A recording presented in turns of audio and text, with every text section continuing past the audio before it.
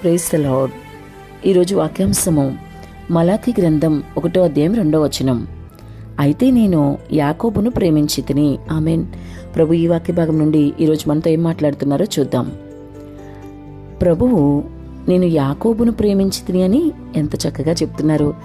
మరి ఆ స్థానంలో అనగా యాకోబు స్థానంలో మన పేరు పెట్టుకుంటే నీ పేరు నా పేరు ఎంత బాగుంటుందో కదా. అలా మనని కూడా ప్రభువు నేను ప్రేమించాను పలానా వ్యక్తిని అని చెప్తే ఎంతో సంతోషం. ప్రత్యేకంగా మన గురించి మాట్లాడినప్పుడు సంతోషంగా అనిపిస్తుంది. అలా మనతో కూడా మాట్లాడాలంటే మనం కూడా దేవునికి ఇష్టంగా ఉండాలి. యాకోబు వంటి భక్తి జీవితాన్ని మనం కూడా కొనసాగించాలి. అయితే సహోదరి సహోదరుడా, నీ పరిస్థితి ఏంటి? మరి ఈరోజు నీవు ఎటువంటి ఆత్మీయ స్థితి కలిగి ఉన్నావు? ప్రభు నిన్ను ప్రేమించే స్థితిలోనే నీవు ఉన్నావా? ప్రభు నిన్ను ద్వేషించే స్థితికి నీవు నీ ఆత్మీయ జీవితంలో ఒకవేళ దిగజారిపోయావా? ఒకసారి ఆలోచించు. అసలు ఎటువంటి ఆత్మీయ స్థితిని నీవు ఈరోజు కలిగి ఉన్నావో నీకు అర్థమవుతుంది. నీ పరిస్థితి ఎలా ఉన్నా సరే ప్రభు నిన్ను గమనిస్తూనే ఉంటాడు, నిన్ను గుర్తిస్తూనే ఉంటాడు. నీ ఆత్మీయ స్థితి పడిపోతున్నావా లేదా నిలబడి ఉన్నావా అన్నీ ఆయన చూస్తున్నాడు. కాబట్టి జాగ్రత్త సుమా, నువ్వెప్పుడు కూడా నీ ప్రభుకి ఇష్టంగానే జీవించాలి.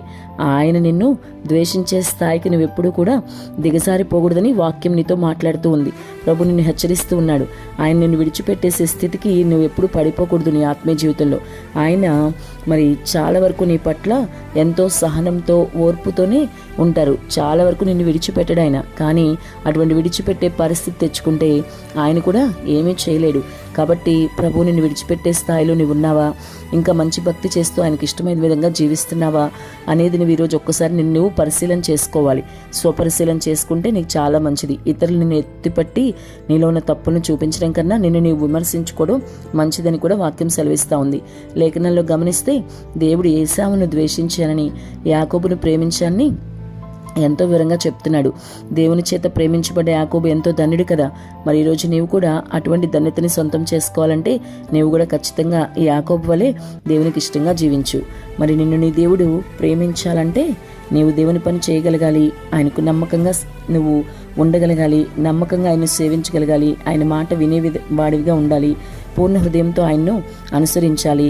ఆయన నీకు చెప్పిన పని చెప్పినట్లుగా విధేయత చూపిస్తూ చేయగలగాలి. తిరుగుబాటు స్వభావం నీలో తీసివేయాలి. మరి అప్పుడు నేను నిన్ను ప్రేమించానని ప్రభు నుండి నీవు కూడా యాకోబు వలె సాక్ష్యం పొందుకుంటావు. అట్టి కృప ప్రభు ఇచ్చునుగాక. ఆమేన్.